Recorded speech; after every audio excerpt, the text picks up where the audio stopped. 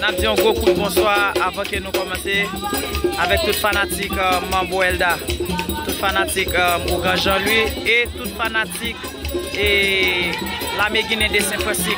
Nous suivons channel là sur YouTube, pas oublier abonner, partager, commenter. Et actuellement là, nous dans la cérémonie pour nous sortir pour commencer ça qui est les défilés. Après dit dans la langue guinéenne, on mot qui est la tournée. Côté qui actuellement là, il y a une cérémonie là pour y aller prendre l'arrière là. Nous suivons mesdames là qui bien belle, bien frais. Cérémonie c'est comme ça qui commence là. Dans gros jeudi fête Saint-Clair. Actuellement là, c'est 5h37 minutes. Nous avons fait Saint-Clair. Je tiens, c'est dimanche 11 août. 11 août, fête Saint-Clair. Côté que félicité à fêter jeudi, qui c'est 11 août 2024. On nous suit ensemble avec nous. Défilé mesdames. Nous voyons qu'il y a Queen en main.